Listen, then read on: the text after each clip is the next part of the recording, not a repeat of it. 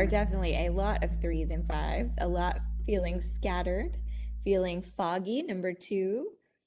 Um, Another 5, this is all new to me, have not done many meetings in this type of program. 1 with a little bit of 5, 4. Yeah, definitely lots of 5s, lots of 3s with a few mixes of others in throughout. And it definitely makes sense to see yourself in more than one of these. So for those of you who have a mix, we can definitely empathize with that. Yes, for sure. Great. Thank you. And it's interesting to see that there are some similarities across the board as well. There's definitely something in the air for that. Okay, so I'd like to take just a moment to actually formally introduce ourselves to you. We are the Arts Education Team at DPI. My name is Sayward Grindley, and I am your Dance and Visual Arts Consultant. Brandon Rader, my teammate, is your Music and Theater Arts Consultant. If you don't already know us, he and I work very closely together as a team on everything. So you can always copy us both on communication.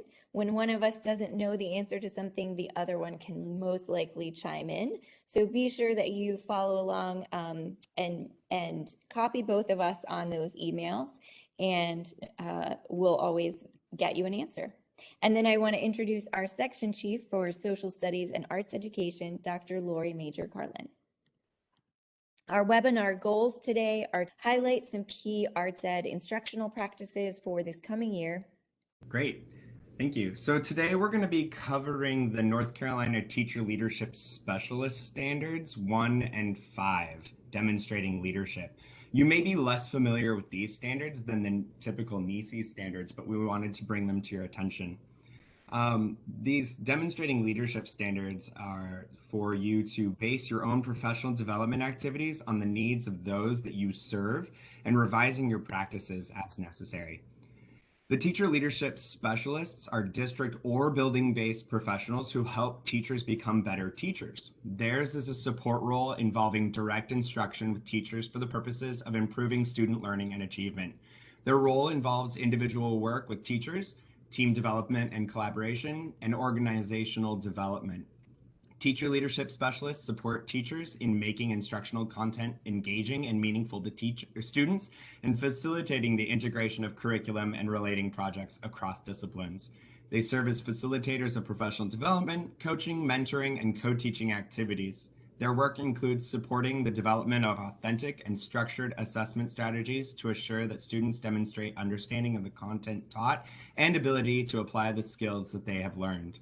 Teacher leadership specialists demonstrate the value of lifelong learning and instill a love of learning in the students with whom they come in contact. So I hope that describes you. And if you are looking for some more guidance on what your role is, if you've started new this year, these content standards are a great way to look into that. We've linked those teacher specialist standards as well as our new administrator guides, which may be helpful for your administrators in knowing what to look for in your arts program and how to best evaluate arts education teachers. And we'll just remind you that at the bottom of every screen is a bit.ly link to which you can access this slide deck. And another way that we have made the content available for your convenience is to gather all of the links into participant notes with an agenda for the day. So you can find it by clicking here if you have the slide deck open or by visiting the link. All right, so we'll roll right into our NCDPI announcements now. In an effort to align the support our team provides and the strategic plans of agency leadership, the K-12 Standards Curriculum and Instruction Division is now known as the Division of Academic Standards with our new name. So our work and the support that we provide has not changed. We remain committed to supporting North Carolina educators with resources and professional development that assist with standards-aligned instruction, along with assistance for legislative and grant-related programs. We are also really excited to announce Dr. Mary Hempfeld Joseph as the new Director of Academic Standards. Dr. Hemphill Joseph comes to the division with a wealth of experience from teacher to principal, and most recently, the director of K-12 Computer Science and Technology Education at DPI. We are thrilled to have her positive, encouraging energy leading us. Oh, and we also have new colors and a new logo in case you did not notice that already as well. That's right. Who exactly are we at DPI and what do we do? So DPI stands for the Department of Public Instruction, and there are many divisions within the agency. This may not be new information to all of you, but we have a lot of new district leaders right now, so we want to make sure you're all getting the same information. We are specifically within the Division of Academic Standards, as I just mentioned. Our primary purpose is to oversee the review, revision, and support for implementation of the state content standards in the North Carolina Standard Course of Study. Specifically, Brandon and I are the Arts Ed team members within the Social Studies and Arts Education section. As we mentioned before, I'm the dance and visual arts consultant, meaning that those are my specialties. Brandon, as the music and theater arts consultant, specializes in those. From there, we split up other roles and committees that need an arts education voice. For example, the Dual Language Immersion Committee, the Arts Ed Data Project, the State SEL or Social Emotional Learning Implementation Team, the Global Education Committee, the Character Ed Team. There are many, many other groups that we split up and join. We also participate in the education committees of the North Carolina Art Museum, the North Carolina Symphony, as well as NCMEA and all of the other professional arts organizations that you'll hear from later, and other arts teacher organizations. So even though specific arts content are our specialties, we work with many others throughout the agency in various capacities to provide support across the board. We hope to look at these things through an arts ed lens, but also gather that information to filter back through an arts ed lens to give to you. Brandon and I may have specific things that we delegate to each other, but that we take on as well. Brandon loves to do anything digitally or formatting, utilizing tech. I tend to be a people person and like to communicate with people. So we tend to take things that we're both good at and share with each other. But it's always best that you copy, though, especially the one of us that specializes in the content area that you are emailing or that you're dealing with. And then we will make sure that we loop in the other person if we need to.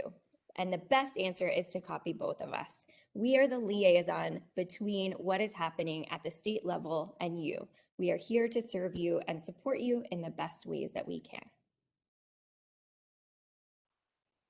Right. So North Carolina Department of Public Instruction serves over 1.5 million students in over 2,600 public schools. And in those 2,600 public schools, we have over 7,000 teachers that teach the 4 arts areas. We know that the best way to provide quality support to those teachers is through you. So we truly appreciate you being here today. We're also happy to share the newly legislated arts high school graduation requirement. I guess it's not newly legislated, it's over a year now. But for the first time ever, in the 6th grade class of 2022, so that's next year's 6th graders, will be required to experience the arts across, or every student will be required to experience the arts. We also wanted, oh, sorry, that's you, Sayward. Yeah, that's okay. So we're also part of the State Education Agency Directors of Art Education group, which is called CDAE. It collaborates with art education consultants at departments of education across the nation. So that means every arts education director at each state gets together at least once a month to have meetings and find out what's going on across the nation. We work with those peers that lead in other states. And Brandon is the member at large on the executive committee as well. CDAE works very closely with other national organizations, such as the National Coalition for Core Arts Standards, which includes all of the national arts educator organizations. Knowing that you're getting the most current arts education knowledge because of our participation in this organization is important. In fact, your North Carolina Arts Ed team has been recognized for leading the field at several points over the past 18 months. Most recently, for communicating to the field about the use of ESSER funds to support arts education. We wanted to draw attention to the fact that it is National Arts and Education Week and share with you the proclamation that Governor Cooper signed to celebrate the week here in North Carolina, which you can actually access a larger copy by clicking the image there in the slide deck. You'll hear lots more about Arts and Education Week from Nate McGackie later in the meeting. We provide instructional support for you and your teachers in a variety of ways. Primarily, that means overseeing our content areas in the standard study. And we also work very hard to provide frequent, high quality, accessible PD specifically designed for arts educators. We support and educate you on course codes and that progression. We support you as local school districts, leaders, coordinators, and superintendents. We provide support surrounding the comprehensive arts education principles and connect you with resources to effectively implement that philosophy into your schools and districts. We also send out frequent listserv email newsletters. So if you are not signed up for those yet, we want to be sure that you do so that you don't miss any information. And please encourage your teachers to sign up for those as well on their own so that they don't miss any information. Here you will see the current language governing what we do in arts education, and that the North Carolina general statutes do indeed say that instruction shall be offered in the area of the arts. What the instruction actually consists of is outlined in the standard course of study, which is governed by School Board of Education Policy SCOS, which is Standard Course of Study 12, just in case you are interested. And here in North Carolina, we teach within the Comprehensive Arts Education Framework. And these three components of the CAE, as we lovingly call it, are independent and were found by the task force back in 2012 to be completely necessary. Just for definition purposes, arts education is the instruction of an arts discipline according to the standard course of study to develop any student as an artist. Arts integration is the instruction designed to show students how non-arts content and arts content in both areas connect. Arts exposure gives students the opportunity to experience the arts as presented by professionals on the stage, in a gallery, or as a teaching artist in residence. And just as a three-legged stool cannot stand upright without one of its legs, an arts education without one of these components is incomplete for any student. So we're going to move on to our little mini PD session for today. Take a moment to read this cartoon here. And does this speak to anyone, specifically if you are an arts educator, and share your experiences?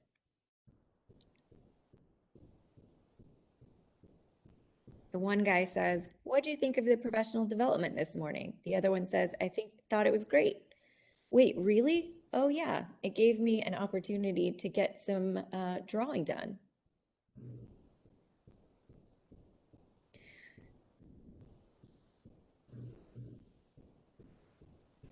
Can you relate to PD as a teacher that you were given that you maybe felt that way? So this kind of gives you just a little bit of a peek behind why we started developing this training for you all. We thought that many of you have backgrounds in like one art form, but maybe not all of them, or some of you don't even have a background in the arts at all, but you've been told to be in charge of arts education. So coming up with meaningful professional development for all four arts areas can be a daunting task if you allow it to scare you. But we want to help you with that and help you to be able to look through things with an arts ed lens, something that might not have been meant for arts ed, but how can you look through it with that pair of glasses? And then how can you teach your teachers to do that same thing? All right, go ahead and pull out your keyboards, find the T and the F, and let's go through these super fast, all right? Before we look at the process we went through and kind of peek behind the curtain, we'd like to set the stage and align our beliefs. So looking at the first statement, answer T or F for true or false for the first statement. So it says, arts educators are teachers. Yep, true. Good, good, good. So number 2, curriculum alignment is an area of growth curriculum alignment is an area for growth opportunities for most teachers, ensuring that their curriculum aligns with the standard course of study.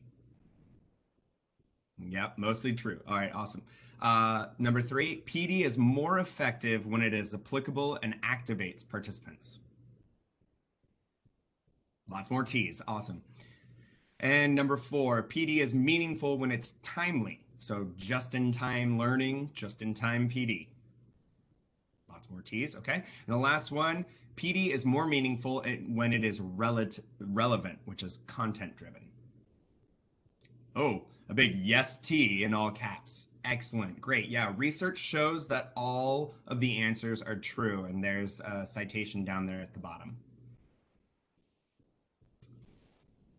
Yeah, so thinking of these beliefs we explored on just that last page, we know that it's important for the professional development leader to make that transfer to arts ed instead of always placing that burden on the arts educator, which can be very daunting for an arts educator to say, how do I take that doesn't feel applicable to me at all and make it apply to my classroom? And it might feel like something that they just give up on rather than being taught how to do that. Especially when presenting a new topic that may meet resistance, asking that educator to interpret the content and imagine how to apply it to their own study might be beyond what they are ready to do or have the capability to do at that moment. So to illustrate how to do that, we're going to take a topic from standard education research and apply it through an arts ed lens. So what I mentioned earlier about putting those glasses on, this is something all teachers talk about, but how do we really approach it through that arts ed perspective to try to help teachers to figure out how to do that themselves? If we simply expect teachers to be able to do this with no arts ed context and without educating them on how to make that transfer, teachers can become easily frustrated and feel that nothing applies to them. So now let's dive into the actual PD session. We'll take a look at learning opportunity loss in arts education and what it takes to write well-designed standards-based units and reflect on how this information can be used in your own arts educators' writing in your own PSUs. So as we move forward, please take a look at these norms and make sure that you're following them. If you have questions or feel that one of these is asking too much, please let us know. But we do feel like you get out of it what you put into it. So please keep an open mind, stay solution focused, and listen with positive intent.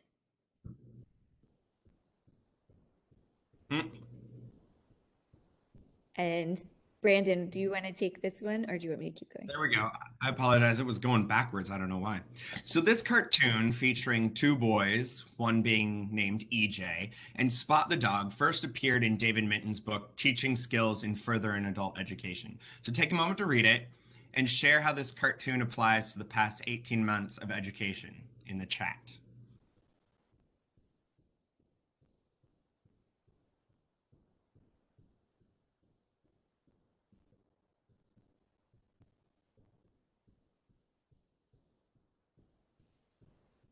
All right. In typical arts ed fashion, we are running behind, so I'm going to go ahead and move on. I think you all know how it, it applies. Feel free to type it into the chat anyway. So just because you've taught something, yep, excellent. Yes. Being teacher-centered, caring about what the teacher taught rather than caring about what the student learned. Exactly. Just because you taught someone something doesn't mean they learned it. However, unlike EJ here, if you purposefully plan with the end in mind and have those planned checkpoints throughout the unit, you'll be able to deliver engaging and meaningful lessons to ensure that student success. So let's confirm that we're all on the same page with our vocabulary here. What is stated curriculum?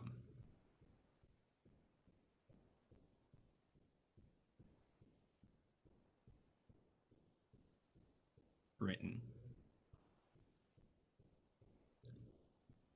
And now we have the taught curriculum.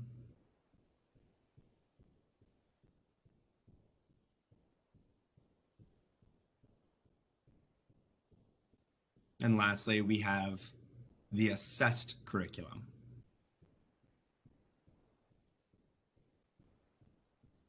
So when we look at all of these terms, we think of what's mandated by the state as the written curriculum, or the stated curriculum, excuse me. And that's the standard course of study. So Chuck, you nailed it. And the taught curriculum and the assessed curriculum depend on the teacher. At least they do in the arts, right? There's no EOG or EOC course. So in your arts education experience, are there difference between these?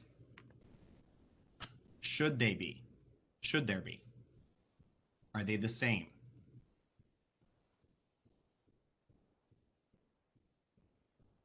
Yeah, Dorothy, there's learned curriculum as well. Exactly. Good. Yeah, so they should be the same, but they're often not. That's exactly true. All right, so we'll go ahead and let you guys just think about these questions and frame the session. Think about who determines what standards are assessed or addressed in the arts education classroom. Is it the band director or the visual arts teacher? Is it the arts coordinator? Is it a PLC? And how are those decisions made? Do they start from a teacher-centered focus? Are they from the bottom up or are they from the top down? And does your PSU actually ensure what is happening in the classroom is aligned to the standard course of study? So we can say we're teaching the standard course of study, but who's actually making sure that what's happening in the classroom is aligned? So we're going to take a look at backwards design together. And these are the 5 steps of backwards design, and they are out of order.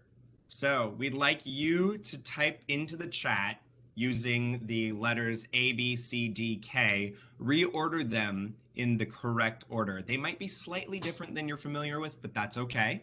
And I will give you a hint that, again, it is not A, B, C, D, K as the correct answer, but I'll let you order them and type that into the chat.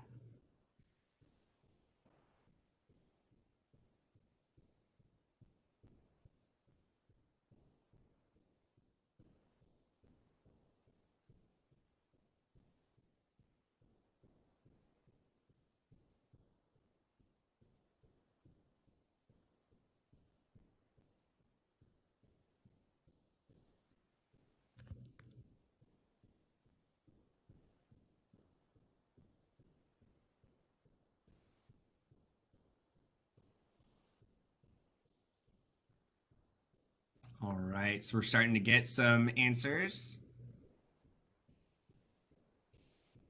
All right, well, the correct order is back D for backwards design. And so the first one is to identify your priority standards, meaning you're unpacking those standards and identifying what is essential for everyone to learn. Then you're identifying any existing unit that addresses that standard, allowing teachers to collaborate and build on their past knowledge. Then they are creating a proficiency scale, including success criterias, designing assessment tasks that are tied to that scale, and then identifying instructional tasks that actually align to the proficiency scale, focusing instruction and maximizing student learning time. So we're going to break these down further with some examples. So we've put together a couple teacher examples, and we found that this shift in approach is really most difficult for ensemble teachers, which is why we chose those 2 types of classrooms. We're going to take on these 2 personas, kind of putting on our theater hats, and share how we can make this relevant. So Sayward is a dance teacher, middle school dance teacher who traditionally teaches in an ensemble sort of way. And I'm going to put on the hat of a high school orchestra teacher who is traditionally taught in an ensemble sort of way, running class more like rehearsals. Okay. So that first step, identifying priority standards for the grade level and subjects. Sayward, would you like to share what you are focusing on? Yeah, so I am going to choose the standard of 7.C.1 1.1, which is understand dance in relationship to the geography, history, and culture of modern societies from the emergence of the first global age, 1450, to the present. And as my orchestra teacher, I'm going to focus on the beginning standard, understanding laws regarding proper access, use, and protection of music.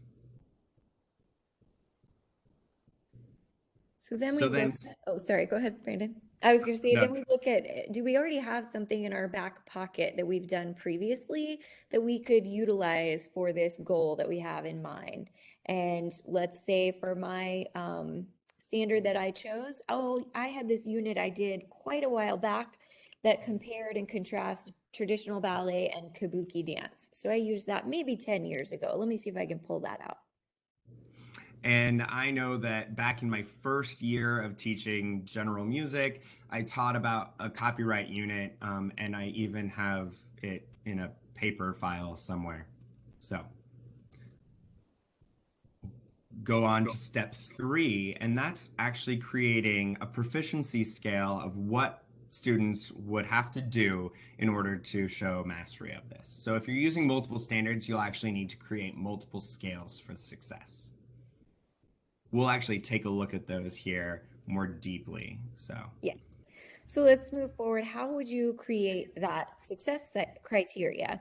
So if you were to give it a 5-point scale of 0 through 4, I had always been told, and I loved this baking comparison because I felt like I could transform it to any other subject and make it make sense to me about dividing up these criteria. So let's use the baking example.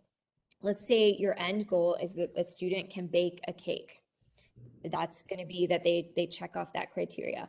Well, 0 would be that the student doesn't even know where to begin, doesn't have any of the basic ingredients needed. 1 or below basic is that they have all the basic ingredients, they're just not quite sure how to put it all together. So it's there, but it just kind of sits there. They're not quite sure what to do with it.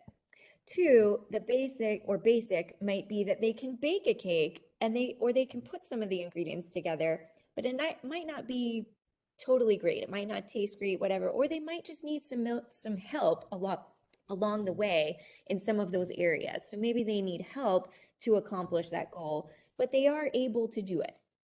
3 or proficient is the student can do all of those tasks and complete the baking of the cake on their own. They got it, they checked it off.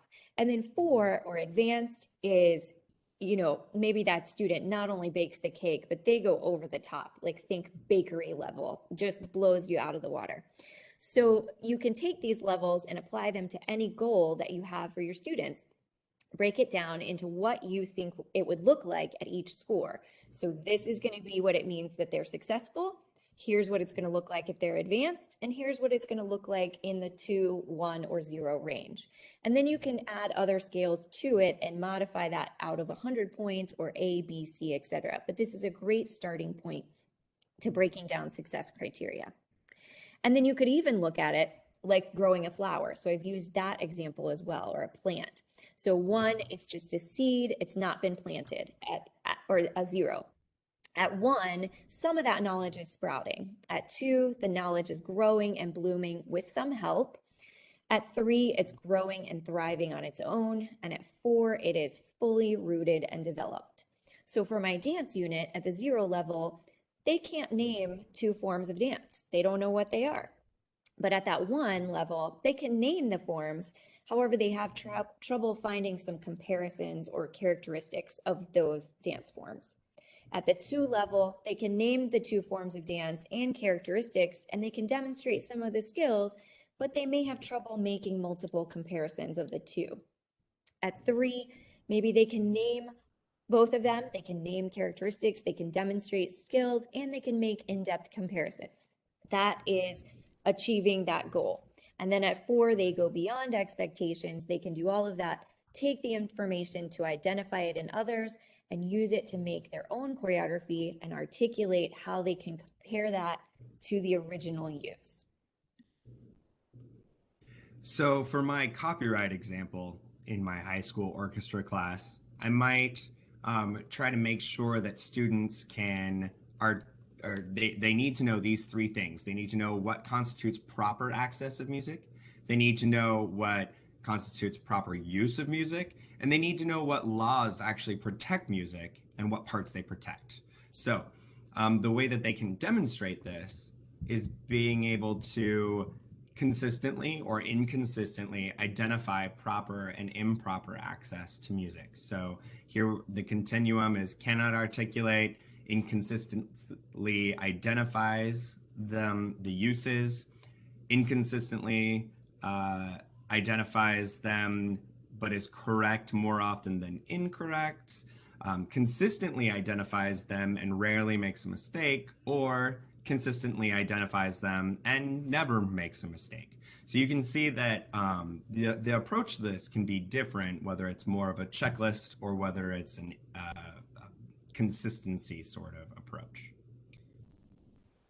So let's go ahead and look into step 4, which is designing assessment tasks tied directly to that proficiency scale. So designing the summative assessments first, then you go to the formative assessments, and then to the checks for understanding along the way. So we've got some examples here on the next page. Sayward, I'll let you start.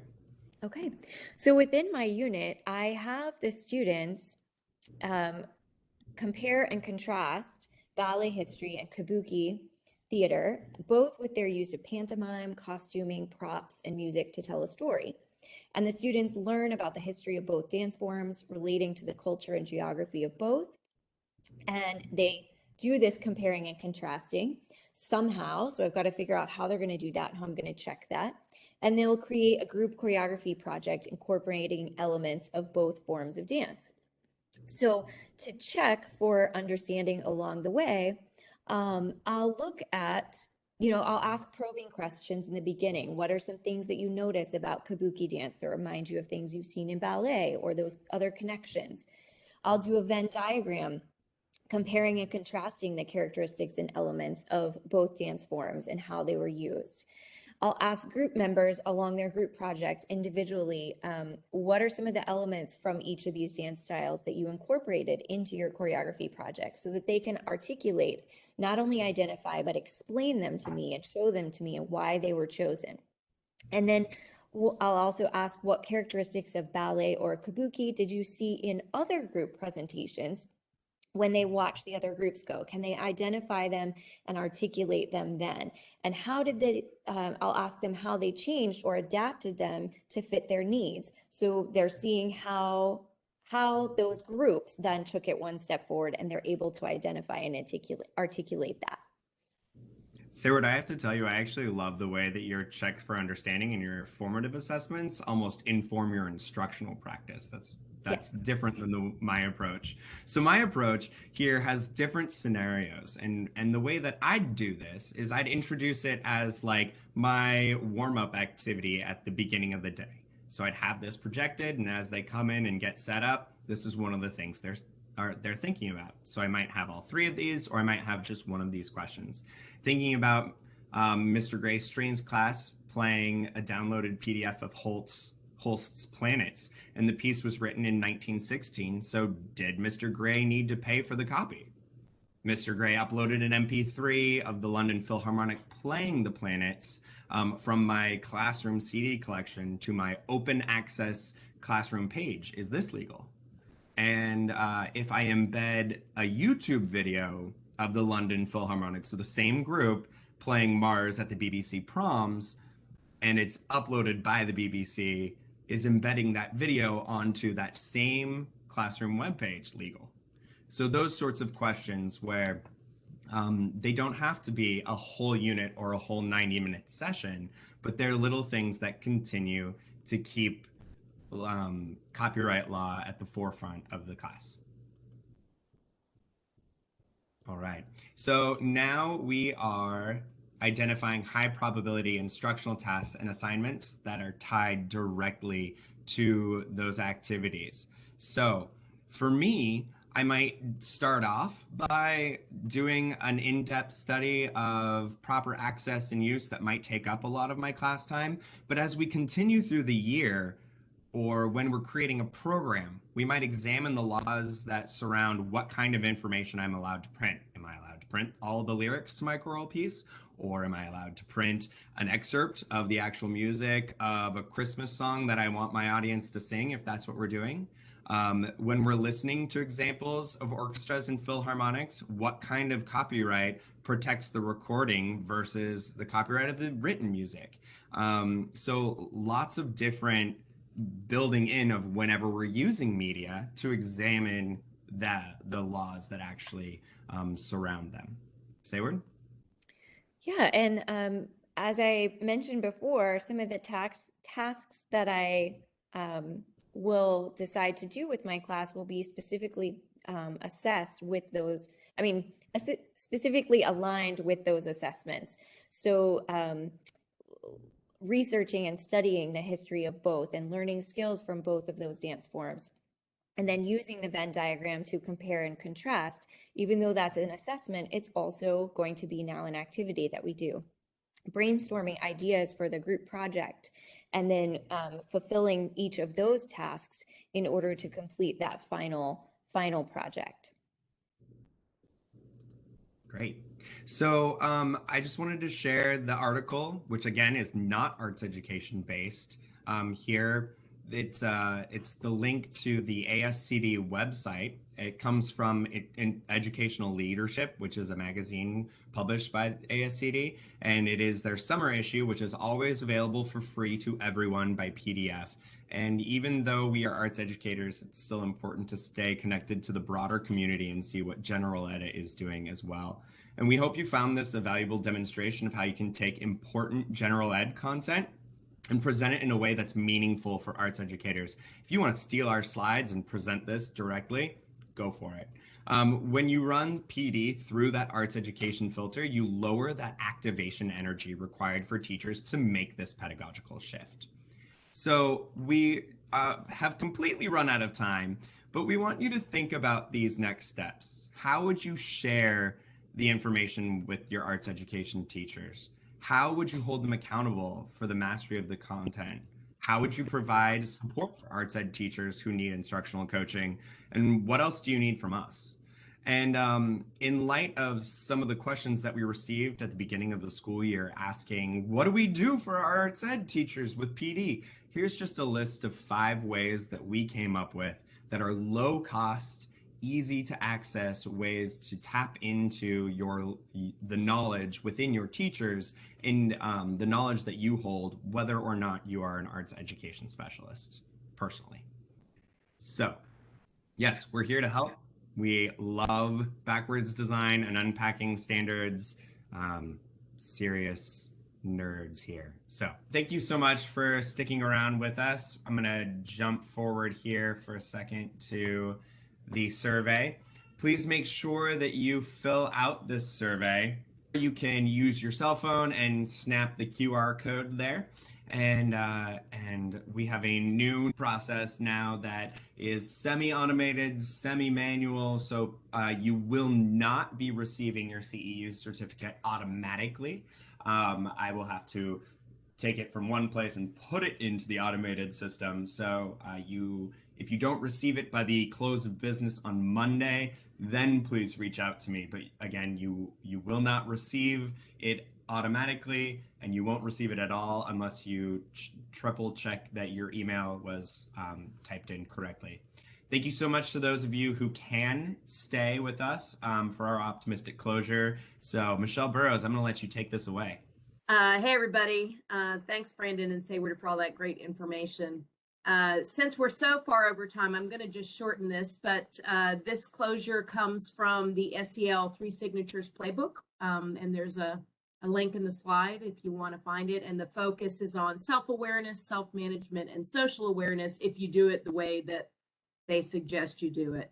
But what I'm going to have you do is just reflect on your choice of one of these 2 questions from today. What did you appreciate about today?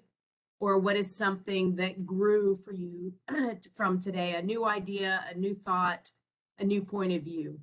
And then if you would type that into the chat, your response to that question as you're thinking about it, and we can all